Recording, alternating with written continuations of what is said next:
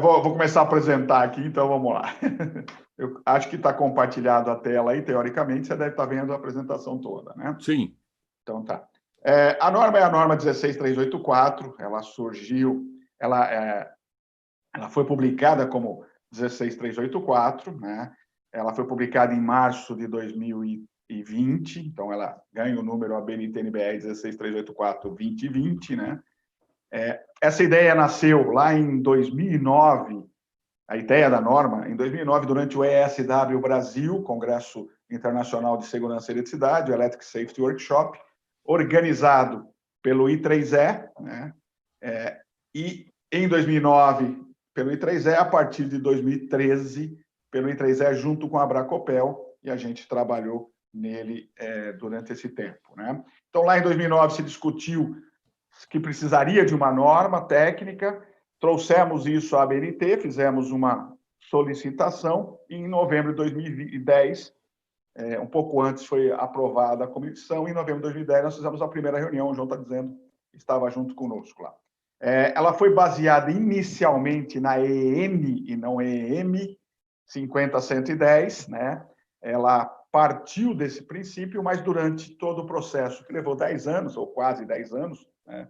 Ela completaria 10 anos agora, em novembro, nós fomos trazendo várias experiências, várias contribuições, e ela não tem a mesma cara da N50110, mas ela tem uma base que nasceu nessa, né? Ela sofreu 3 consultas públicas e a partir daí a última, que foi no final do ano passado, foi publicada agora em março. Então, 18 de março foi publicada oficialmente, né? O objetivo dela é fornecer orientação e recomendações adicionais. Então, ela é uma norma de recomendação e orientação, e não uma norma técnica que diz o que tem que fazer, mas ela diz que ela te dá toda a orientação e a recomendação para você fazer uma operação, uma realização de serviço, uma instalação elétrica, uma realização de serviço em instalação elétrica ou nas proximidades, sempre pensando no objetivo de garantir a segurança das pessoas e os trabalhadores nessas instalações. Então, esse é o objetivo da norma, né? Ela fornece informações adicionais para a elaboração de um programa eficiente de segurança.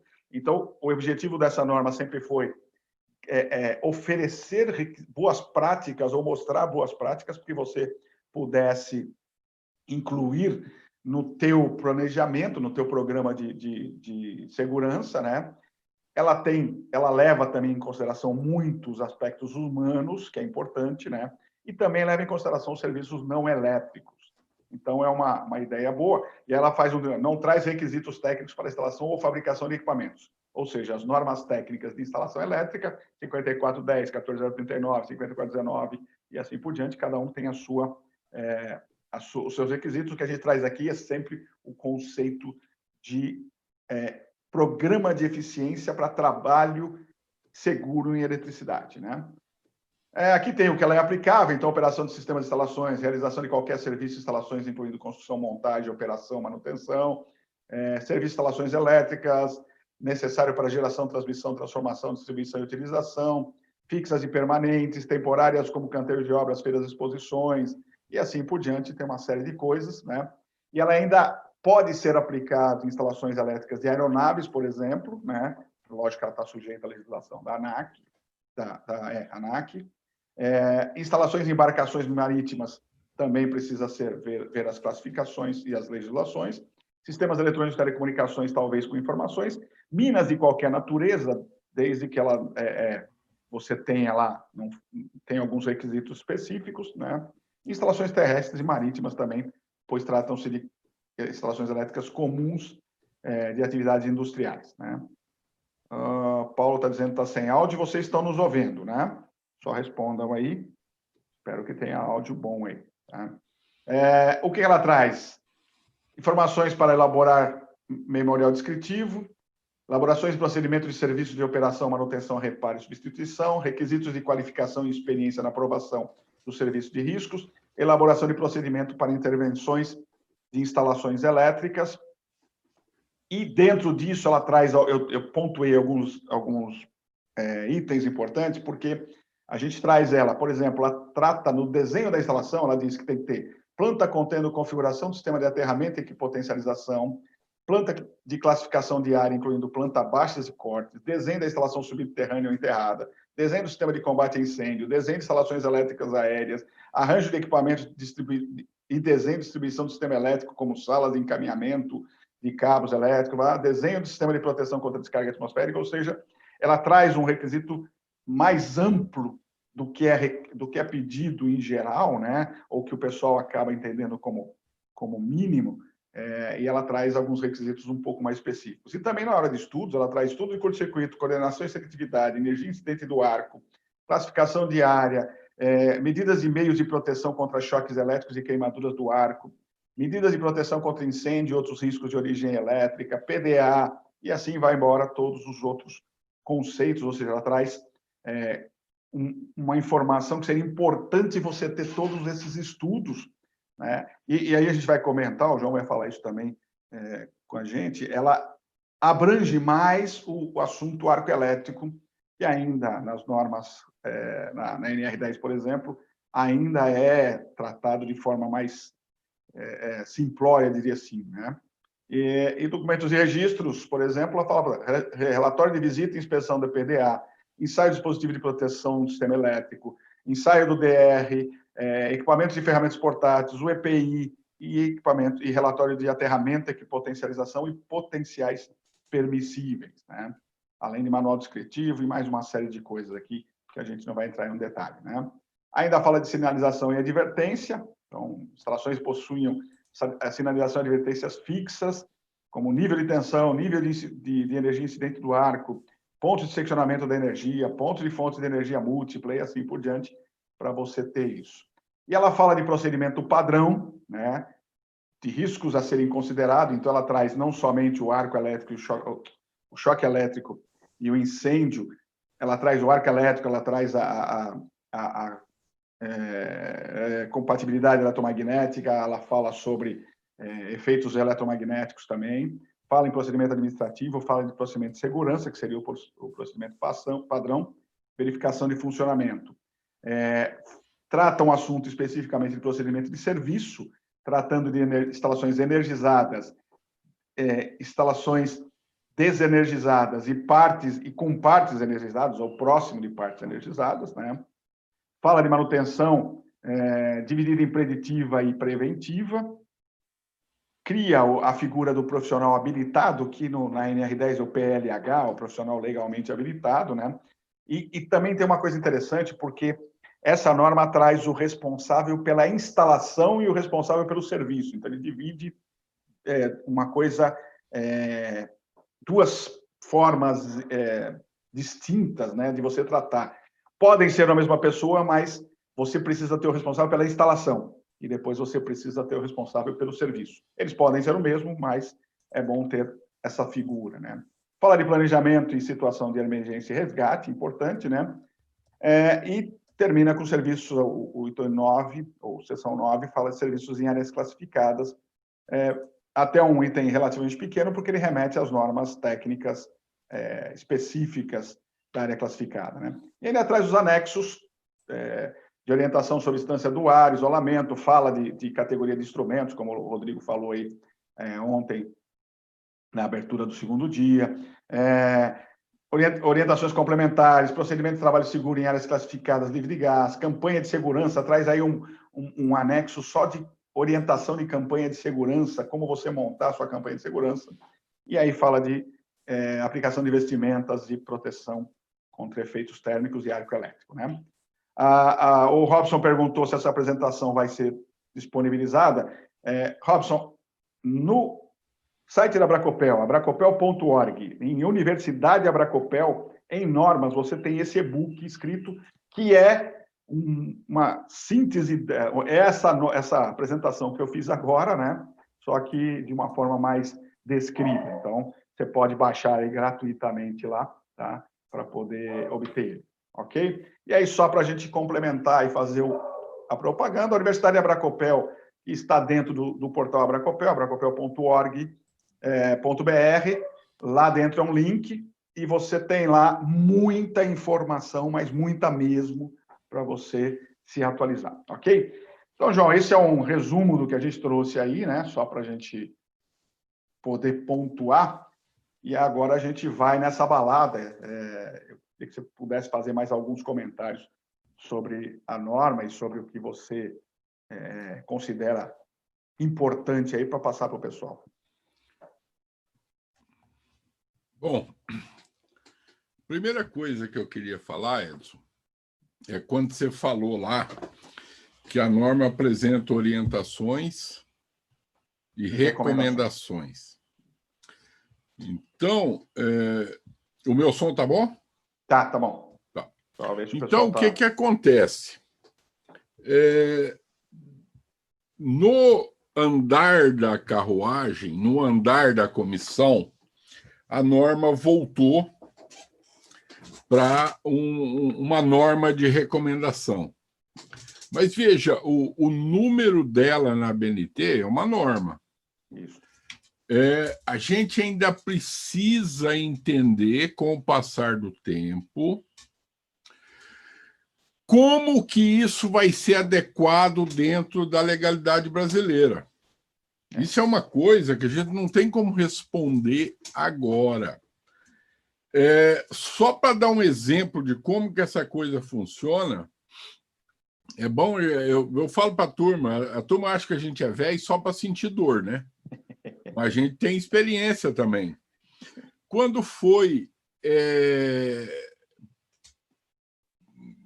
promulgado, sei lá como é que é o nome, do Código de Defesa do Consumidor, esqueci o nome agora, quando o presidente assinou, em 1990, em 1992, 93, eu já participava da normalização, e isso impactou a normalização. E a gente não entendia direito se a norma da BNT seria obrigatória ou não, porque ela não citava norma específica. Então, tinha uma linha que falava que tinha que ser, outra que não. E tal. Então, o que acontece? Com o passar do tempo, foi gerando jurisprudência. E aí nós passamos a entender, não, a norma da BNT ficou obrigatória. Porque tinha uma linha que falava que a 5410 só seria obrigatória se a lei explicitasse diretamente a 5410. E ela não fez isso, ela falou as normas da BNT. Existe um outro item na NR10, que é o 1012, agora, que fala que esta norma, citando a NR10, tá? Aplica-se, observando-se as normas oficiais competentes, que seria a BNT. Então, veja, na aplicação da NR10, você deve observar essa norma. Embora ela seja uma norma de recomendações, como o Edson falou, ela tem duas características importantes. A primeira, ela é baseada na EN, esse diabo desse Windows muda. A gente escreve EN, o Windows muda PM. Eu apanho nisso aí, que é uma coisa. Você põe ISO, ele coloca isso. Toda hora o Windows muda isso. Então, o que acontece? Ela é baseada na mesma norma que foi baseada na NR10. Então, ela tem vamos falar, uma linha doutrinal que é a mesma da NR10. Então, ela vem fazer o quê, gente? Ela vem detalhar mais a NR10. Então, eu não vejo razão para que alguém fale, não, eu não sou obrigado a fazer isso, eu não devo fazer isso. Então, embora... E a outra coisa é o seguinte, quando fala em recomendação numa norma, o que isso quer dizer, né? Ah, não, é só uma ideia. Tudo bem, mas, putz, olha, a norma está recomendando. A norma é um consenso da sociedade brasileira. Consenso não quer dizer unanimidade, hein? Uma pessoa pode ser contra alguma coisa. Bem, unanimidade não existe. Ela é um consenso da sociedade brasileira. A partir do momento que você apoia numa norma, você está numa situação jurídica muito melhor. Então, esse é o primeiro ponto que eu queria levantar. antes de discutir a parte técnica e tudo, discutir essa coisa de nós temos essa norma e essa norma é para ser utilizada. A primeira edição, só fazendo a primeira reunião, foi uma briga danada. Aí tinha gente que queria, não, mas eu só aceitaria fazer se ela tivesse o mesmo nível da NR10. Gente, nós estamos na BNT fazendo norma, não estamos lá no Ministério do Trabalho. Ela não tem o mesmo nível, mas a NR10 fala para usar as normas oficiais para complementar ela. Porque a NR10 vai explicar tudo quanto é coisa. Não cabe a NR10 definir que estudos tem que ter num projeto. Não cabe a NR10 fazer isso. Essa não é a função dela. Tá? É isso mesmo. Esse é o ponto importante que a gente traz, né? Alguém perguntou, deixa eu ver assim, deixa eu ver, acho aqui. O Fábio perguntou se essa norma vai servir de base para a atualização da nova NR10. Sim e não, né? Na verdade, o pessoal algumas pessoas que participam da comissão tripartite têm acesso a essa norma, já receberam, algumas delas a gente já conversou tudo, e certamente vão olhar, vão dar uma olhadinha, né? Mas não necessariamente a ideia é usar ela. O que pode ser feito, é o que o João falou, e é bem provável, é que durante o processo, quando o cara vai fazer o texto, por exemplo, não sei o que, de arco elétrico, ele vai deixar a norma técnica. E a norma técnica que traz algo sobre arco elétrico é a 16384 hoje, né? Amanhã depois aparece uma outra NFPA da vida aqui traduzida ou publicada, e aí o pessoal vai acabar trazendo ela. Então, certamente ela vai ser usada no trabalho. Agora, ela não vai ser a base, porque ela é uma norma técnica, como o João explicou, né? Ela é uma norma técnica que diz o que fazer. O que diz o como fazer, aliás, ela diz o como fazer, o que fazer, quem diz é a NR10. Então, a NR10 vai dizer, olha, você precisa garantir um procedimento de segurança para evitar que as pessoas sofram choque elétrico. E aí você vai na 16384 ou na 5410 ou qualquer outra, e você vai ter vários procedimentos de trabalho, né? Então, tudo isso você consegue usar. Então, certamente eles vão usar, né? Uma dos membros da comissão tripartite hoje é a Vitória Mâncio, de Fortaleza, e está aí, acabou de chegar e falou bom dia aqui. Bom dia, Vitória. Ela está sempre acompanhando o nosso trabalho, ela tem acesso a essa norma, a gente já conversou, ela já fez alguns bate-papos conosco aqui, então certamente ela vai levar esse assunto para lá para poder discutir e ter a norma como uma referência também, né? Então, isso vai ajudar bastante, mas não vai ser a nossa base principal, né? E, João, eu acho que dois pontos importantes, né, a gente pode comentar dessa norma. Um deles é a história de criar a figura do responsável pela instalação e o responsável pelo serviço, que podem ser a mesma pessoa, mas que, via de regra, você deveria ser duas pessoas separadas, né? Porque quando você fala responsável pela instalação, ele tem que ter a visão do todo, né? Ele tem que conhecer as entradas, as saídas de energia, tudo. E o serviço, o cara vai fazer somente aquele serviço específico, que, lógico, tem que ter todos os conhecimentos. Mas você que está acostumado com esse trabalho, o que você poderia comentar sobre isso? Então, Edson, o que eu vejo é o seguinte: tudo vai depender do tamanho da empresa. Tem empresa que vai ser um cara só, porque tem empresa que tem um caboclo só. Às vezes nem você entendeu? Aí não dá para falar, não, você vai contratar outro por causa disso. Não tem serviço. Então, tem empresa que vai ter um só. Tem empresa que, por causa do tamanho dela, inclusive o responsável pelo trabalho são vários, não é um só. Agora, o responsável pela instalação, então, ele está envolvido com coisas que não são só os trabalhos de manutenção, os trabalhos de operação, por exemplo, os projetos de ampliação. Esse é um problema muito sério.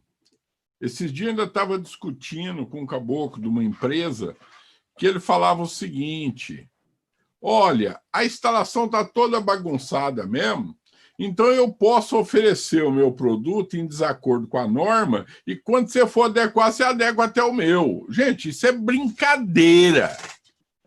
Isso é brincadeira, isso só acontece no Brasil. E olha, a empresa é grande, né? Gente pequena, não. Não é da área elétrica. Então, o que acontece? O cara fornece... Gente, eu estou cansado de ver. Se você quiser no padrão NR12, aí eu tenho um aditivo de tanto, então ele fornece no padrão NR12, no padrão... Gente, é brincadeira. E por quê? Toda instalação nova tem que estar de acordo com a norma. Tanto é que a norma não vale para a instalação existente, só vale para a reforma. Para quê? Para que quando você for reformar, se adeque à norma. Então, a pessoa responsável pela instalação é a pessoa que está vendo exatamente essas coisas. Olha, nessa situação a gente tem esse problema. Nessa aqui nós estamos tranquilos. Olha, aqui, quando for mexer aqui, a gente acerta isso. Então, é a pessoa que faz a gestão da instalação. E tem um ponto importante, né, João, que também, do ponto de vista da segurança, ele enxergar o todo até de outras fontes de energia que venham de outros locais, por exemplo, entendeu? Porque aí, assim, a fábrica, isso tem muitos, você tem várias empresas interligadas ali, onde o cara tem a fonte de energia aqui e alimenta uma peça, um equipamento numa outra área, então ele também tem que ter essa noção, porque ele vai dizer, peraí, entendeu? Aqui você tem essa fonte de energia, mas tem que bloquear que vem da outra também, e assim por diante. Então, eu acho que é um ponto bem legal. E um segundo ponto, né, João, é tratar o arco elétrico de uma forma um pouco mais aprofundada, que a versão atual da NR10 não trata, mas não trata tão aprofundado. Eu acho que isso é um ponto que também vale, né? Olha, Edson, eu tenho uma ideia. É ideia minha. Não quer dizer que eu esteja certo. A NR10 não trata de arco elétrico. Veja, a única... Eu vou esquecer o anexo que trata do conteúdo do treinamento de segurança, que cita lá arco elétrico. Esquece o anexo. Vamos pegar só as prescrições da norma. Não existe uma menção ao arco elétrico. Existe uma menção à vestimenta, que a vestimenta deve ser adequada à atividade, considerando a inflamabilidade. Qual era o conceito antigo que a gente tinha de inflamabilidade? Roupa de algodão, não sintética. Quando saiu, ainda estava apresentando os projetos, tudo, então isso me marcou muito. Pode ser que isso me induziu, mas para mim... Então, foram apresentar o projeto e tinha outros apresentando. Então, tinha um pessoal da comissão tripartite e tinha outros apresentando outros aspectos. E aí, quando, depois da pessoa da comissão tripartite, veio uma pessoa da área de vestimenta. E aí ele foi falar o que ele entendia por inflamabilidade. Eu vi o cara da comissão tripartite mexendo com a cabeça assim, falando, não é isso. Agora, não importa se não era naquele momento, hoje é. Hoje é, exatamente. Por quê? Porque o conceito inflamabilidade, ele hoje é outro. É calor e fogo repentino. Esse é o conceito. Acabou. Mudou o conceito. A norma, ela evolui, ela tem vida, é igual queijo. Para quem é de Minas sabe como é que é. O queijo evolui. Ele tem vida. O vinho, o tabaco, evolui com o tempo. A norma também, mesmo sem escrever nada. Ela evolui porque muda o conceito. Agora, eu tenho uma outra evidência de que não foi pensado, que é a N50-110. A N50-110 não trata de arco elétrico. Também. Você entendeu? Então, ele veio só no conceito de vestimenta. Só que tem uma coisa, quando você pega a vestimenta, você trouxe um conceito, você traz os outros todos, gente, não tem jeito. Exatamente. O caboclo casou com a mulher, vem o cunhado, a sogra, a cunhada, os primos dela, tudo de quebra. Não tem como. Não tem como você falar, não, vou ficar só com ela e o resto. Não tem. Você tem que ser amigo de todo mundo. Então, aí vem. A NR10 fala que as medidas de proteção coletiva são prioritárias. Se são prioritárias as medidas de proteção coletiva, e agora você fala que o arco elétrico é um risco, então, para controlar esse risco, eu não vou entrar primeiro na medida de proteção individual, como os vendedores de vestimenta querem. Eu vou primeiro aplicar as medidas de proteção coletiva. Exatamente.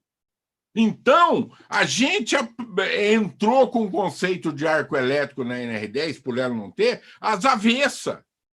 A gente entrou primeiro na medida de proteção coletiva, é individual. Eu estava numa grande empresa, logo depois que saiu a norma, quando eu falei, olha, vocês têm que repensar a seletividade para diminuir o arco elétrico, vocês têm que trocar os painéis. Noma, um engenheiro lá ficou bravo demais comigo. Colocar detetor de arco elétrico. Comigo. Não sou eu que estou falando, vamos ler a norma aqui. Fica bravo com seus engenheiros de segurança. Não comigo, eu só estou lendo. Ué, foi o que eu estava inventando. Então, vem todos.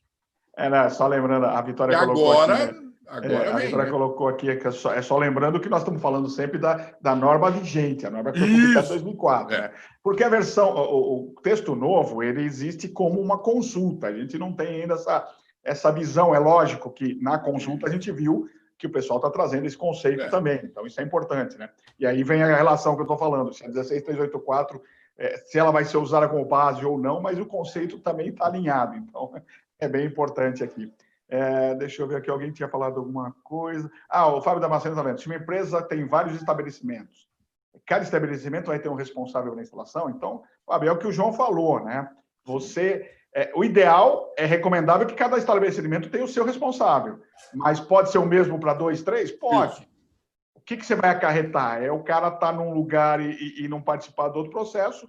Tudo sempre, né, pessoal, em segurança, diz respeito a procedimento e respeitar o procedimento. Então, ou seja, se você escreve um procedimento, guarda na gaveta, ninguém respeita ele, não resolve porcaria nenhuma, né? Então não adianta nada. Então, você tem que saber trabalhar dessa forma. A Luísa está contribuindo aqui com processo criminal, falando dos engenheiros, porque a Luísa, o bom aqui é que a Luísa e Vitória são dois advogados também, além de engenheiros. Aí. Ô, Edson, deixa eu só fazer um jabazinho aqui. Fala lá. Sobre a resposta aí. É a mesma coisa do prontuário, que eu vou falar daqui um pouquinho. Exatamente. Vai ser a mesma coisa, nós vamos discutir. Cada lugar tem que ter um prontuário, como é que é e tal, nós vamos discutir. Então, já estou fazendo um jabá da minha próxima apresentação. É importante. E até, né, aí contando sempre, eu sempre conto esse lado dos bastidores, porque da elaboração da norma, porque até um pouco antes dela ir para a consulta, para a última consulta pública, ela tinha um anexo que trazia as formas de calcular o nível de incidência do arco com base na I3E 1584. Porém, ela foi para a consulta pública em meados de junho do ano passado. Um pouquinho antes, final de 2018, tinha sido mudada a I3E 1584, e aí o conceito que estava colocado no anexo era com base na versão anterior. E a gente achou por bem, nesta versão, não colocar algo que tivesse ligado a uma norma anterior.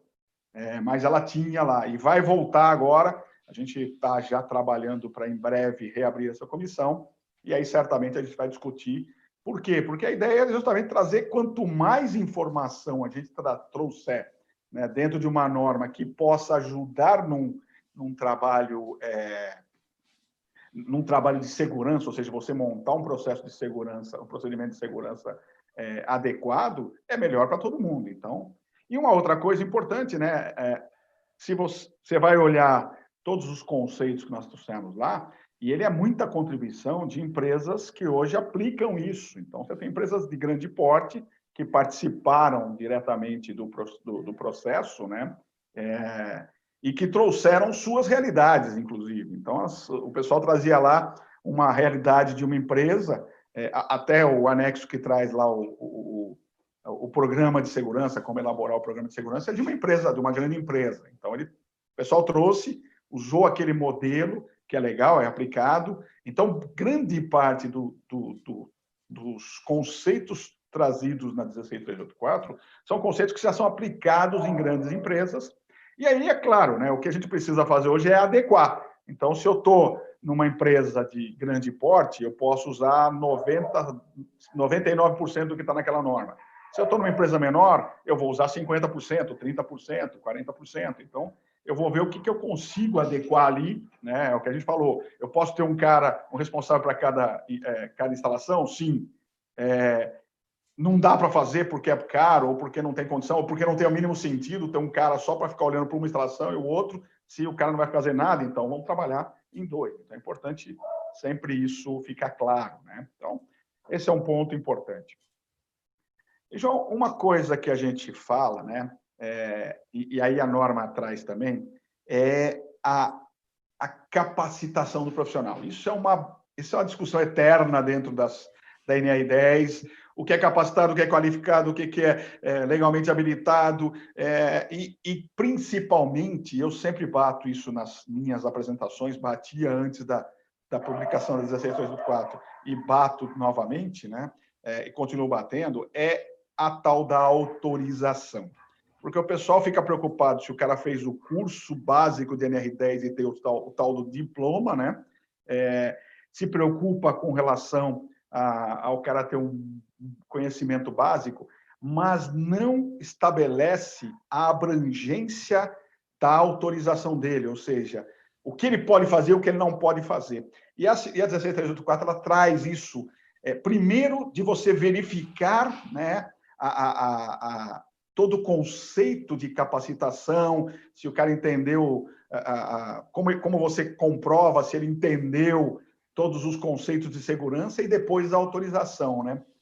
Comente um pouco, por favor, disso. Então, na NR10, ela trata de 2 tipos de treinamento. Isso eu acho um negócio muito importante.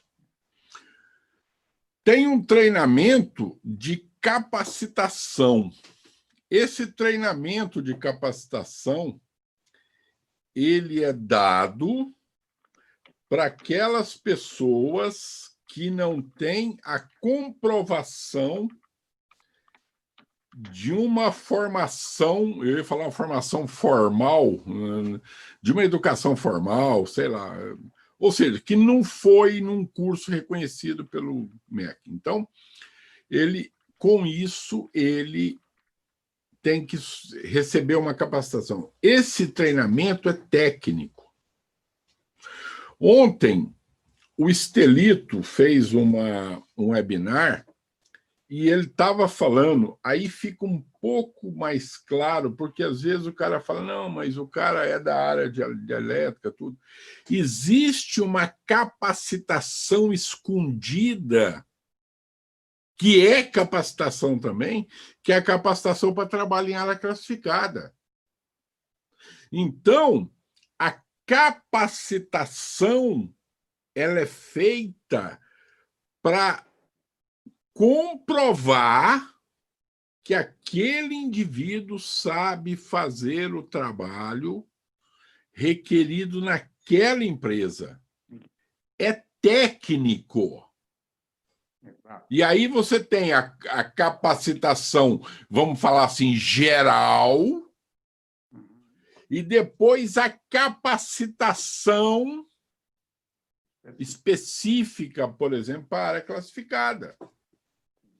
Então, nós estamos falando de um treinamento técnico, de uma formação técnica. Logo em 2005, eu fui dar um treinamento na Coelce. Fiquei lá umas 2 semanas e demos um treinamento explicando a NR10 para todo mundo. Ia passando uma turma a cada 2 dias. Nós montamos um curso de 16 horas, não era o curso de segurança, não era o treinamento de segurança. E nós ficamos lá. E uma das coisas que eu vi lá é o seguinte, o pessoal do RH desenvolveu uma matriz de treinamento, de capacitação. O cara, para fazer o desligamento de linha, lá, o cara que vai cortar a energia da gente quando a gente não paga, ele tinha que fazer tal curso e tal curso. Então, ele contratou uma empresa de curso, desenvolveu vários módulos, e aí o cara, para fazer isso aqui, ele tinha que fazer esse e esse. Então, ele desenvolveu módulos de curso por atividades. E aí ele ia falando, para essa atividade o cara tem que fazer tais módulos. Para essa atividade, tais módulos. Então, ele fez uma matriz de treinamento, isso é capacitação. Para que o cara soubesse fazer o trabalho, evidente que de uma forma segura, mas que ele soubesse executar o trabalho.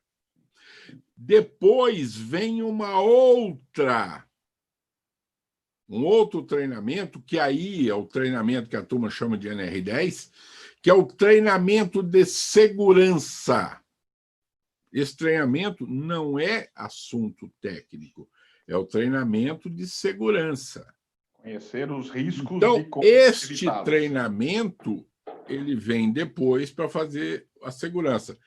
Quem faz só...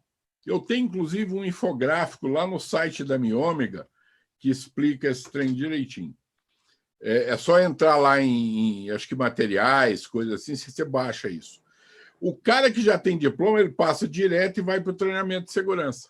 Quem não tem, passa pelo treinamento de capacitação e vem para o treinamento de segurança. Aí ele vem para a autorização. Agora, a autorização, ela tem que ter uma abrangência. Agora, existe um probleminha no texto da NR10, que quando ela fala de autorização, ela não fala dessa abrangência. Só que mais para frente um pouquinho, ela fala que a empresa deve criar um sistema de identificação que permita conhecer a abrangência. Ora, um problema de lógica aristotélica pura. Eu só consigo conhecer uma coisa que já existe. Se a coisa não existe, eu não conheço, eu invento. Uhum. Então, veja, se ela está falando que eu tenho que conhecer, porque antes já tinha que ter. Então, a gente tem que fazer uns trabalhos de raciocínio para poder chegar nisso. Como é que eu fiz? Como é que eu sempre fiz? E aí eu estou encerrando. Tem um problema sério, que é a tal da... Eu chamo de hermenêutica da normalização. Se quiser chamar interpretação também, não tem problema, não. Não está errado, não. Mas eu prefiro o nome hermenêutica. Como é que a gente interpreta a NR10? Não é lendo a NR10 10 mil vezes que a gente vai conseguir interpretar. A NR10 ela foi baseada na N50110. Então, nós vamos interpretar ela na luz da N50110. Eu sempre brincava com o pessoal que a interpretação da NR10 está na Europa, por causa disso. Tá? Então, quando eu fiz a minha NR10 comentada, a autorização foi baseada no modelo francês. Então, eu tenho lá na NR10 comentada um modelo de autorização, que eu também vou mostrar no prontuário, que tem que ter essa abrangência. Se não tiver abrangência, eu não sei como fazer a autorização. E é exatamente isso, né? E essa história que a gente sempre fala, é que o cara, o que eu sempre cito é o seguinte: o cara contrata o profissional, chama ele de eletricista de manutenção, põe no carteira de trabalho dele, e não tem mais nenhum documento, então passa a ser o documento de consignação dele, e bota o cara no campo e ponto, entendeu? E aí o cara sabe fazer emenda de fio e consertar um motorzinho. Aí o cara volta para fazer manutenção em média tensão, e subir em poste, fazer um monte de coisa, e não tem o mínimo de conhecimento, né? Então, eu digo que isso, principalmente para o profissional, né, é a maior garantia, porque quando você vai lá no item, que agora não está mais na NR10 e está na NR1, que é o direito de recusa, né? Você vai falar, eu não vou fazer o serviço, o cara fala, por que você não vai? Agora, quando você diz assim, eu não vou fazer o serviço porque ele está fora da minha autorização. E aí você tem o aceito, né? o acerto fica muito mais fácil de você trabalhar isso. Então, é extremamente importante isso, né?